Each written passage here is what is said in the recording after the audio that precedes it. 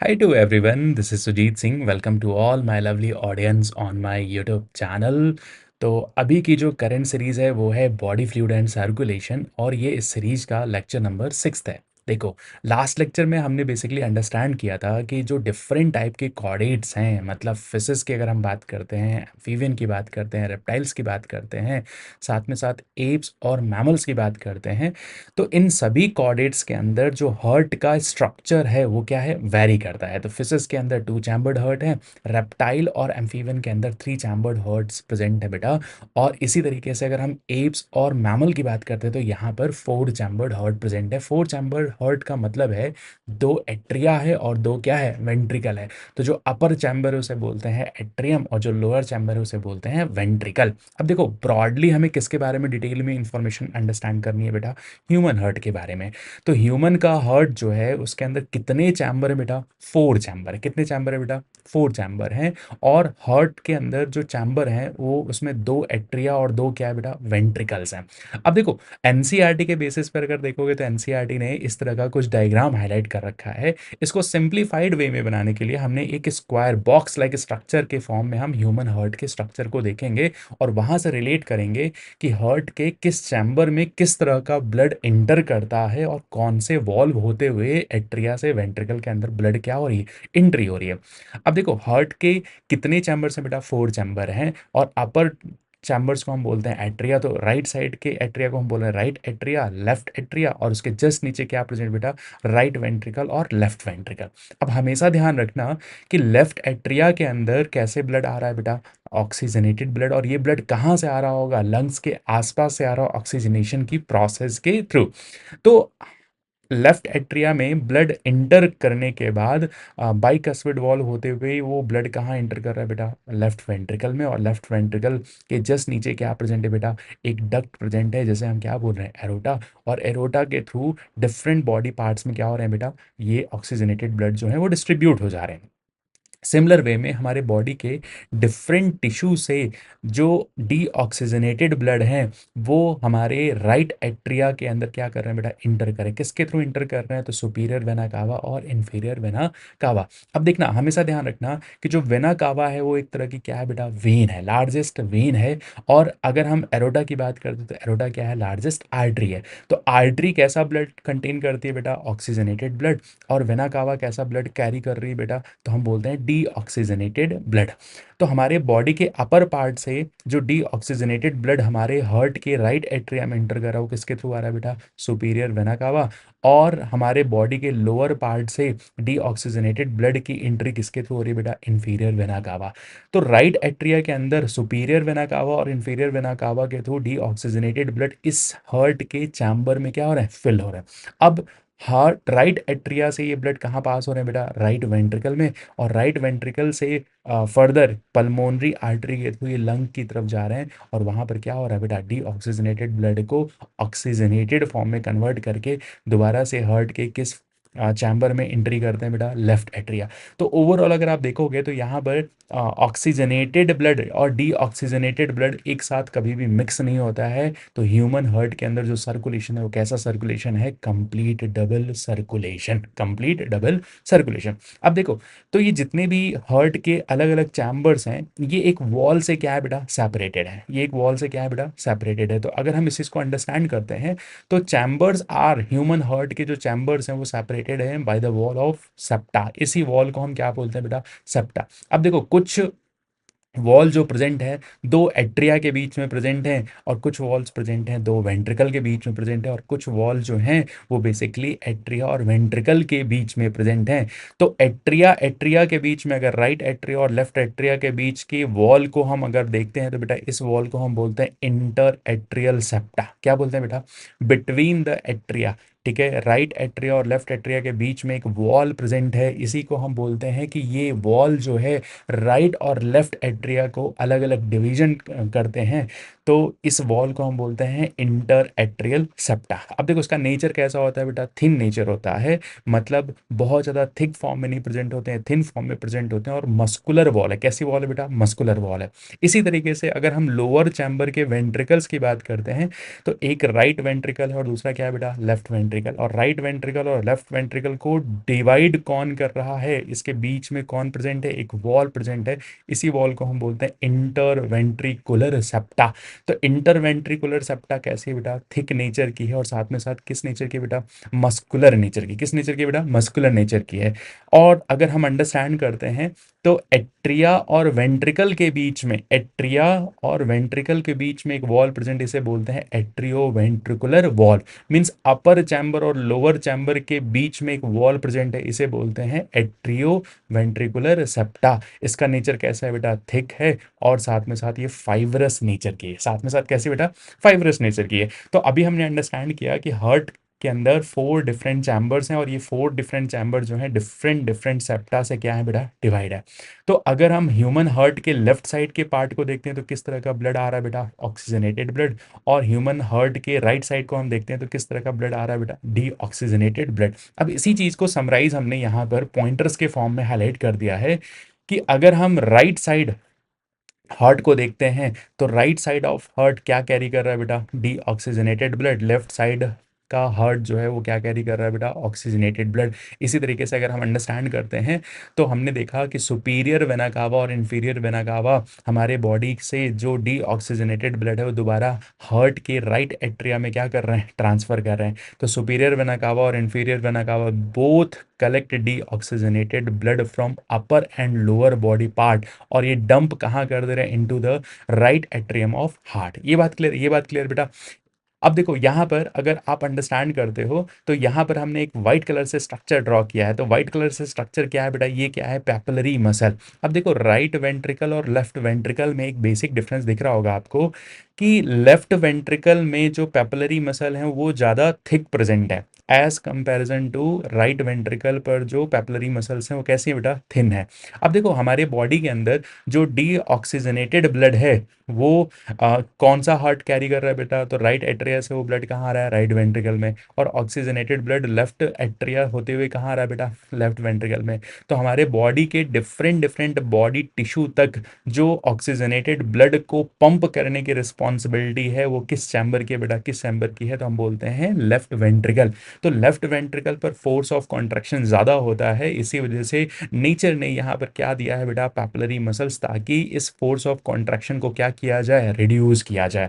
तो papillary muscles कहाँ पे प्रेजेंट है बेटा, पैपिलरी मसल्स कहाँ पे प्रेजेंट है, तो हम अंडरस्टैंड करें, पैपिलरी मसल्स जो हैं ये वॉल ऑफ द वेंट्रिकल पर, लेफ्ट वेंट्रिकल पर भी हैं और राइट वेंट्रिकल पर भी हैं। थिकर कहाँ पर ज़्यादा है बेटा, कहाँ पर ज़्यादा है, तो मोर थिकर है लेफ्ट साइड में। ठीक है, अब देखो अंडरस्टैंड करना, एक क्या, एक फाइबर प्रेजेंट है जिसको हम बोलते हैं कॉर्डाई डेंड्राई। तो कॉर्डाई डेंड्राई को अगर आप देखोगे ना, तो हार्ट के एट्रिया और वेंट्रिकल के में, लेफ्ट एट्रिया और लेफ्ट वेंट्रिकल, राइट एट्रिया और राइट वेंट्रिकल के जो ये वॉल्व्स प्रेजेंट है, इसी वॉल्व से कनेक्टेड क्या है बेटा, क्या कनेक्टेड है, तो हम बोल देते हैं कि वॉल से क्या कनेक्टेड है, कॉर्डाई डेंड्राई। तो कॉर्डाई डेंड्राई के बारे में अगर हम कुछ इन्फॉर्मेशन लेकर के चलते हैं, तो ये एक तरह का क्या बेटा है, फाइबर है। ठीक है, जो किससे अटैच है बेटा, एट्रियो वेंट्रिकुलर वॉल्व और पैपिलरी मसल से। ये क्या काम कर रहे हैं, तो ये प्रिवेंट करते हैं backward movement of the atrio ventricular valve. ये बात क्लियर, ये बात क्लियर।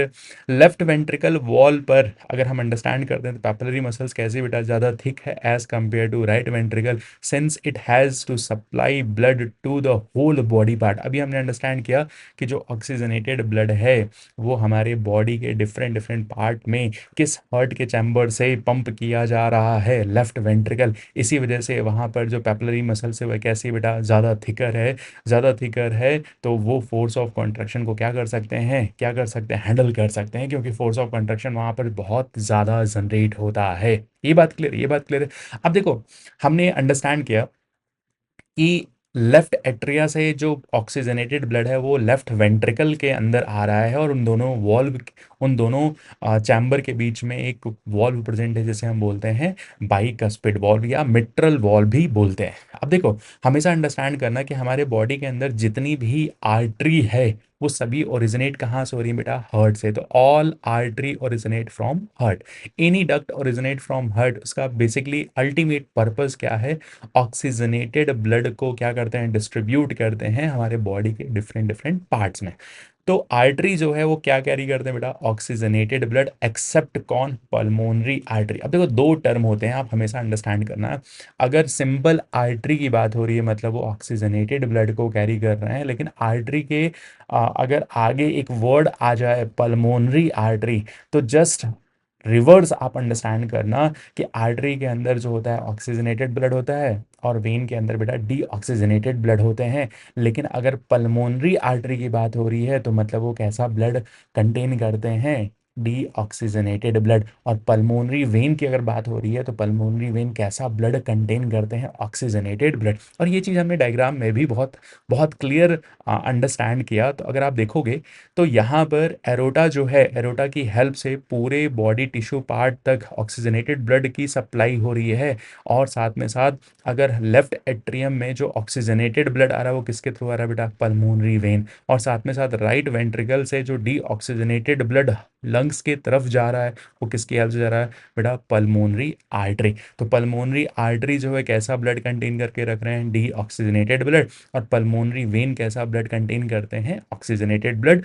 आर्टरी और वेन का जो रिलेशन है पल्मोनरी आर्टरी और पल्मोनरी वेन के रिस्पेक्ट में जस्ट वाइजा वर्सा है, जस्ट वाइजा वर्सा है।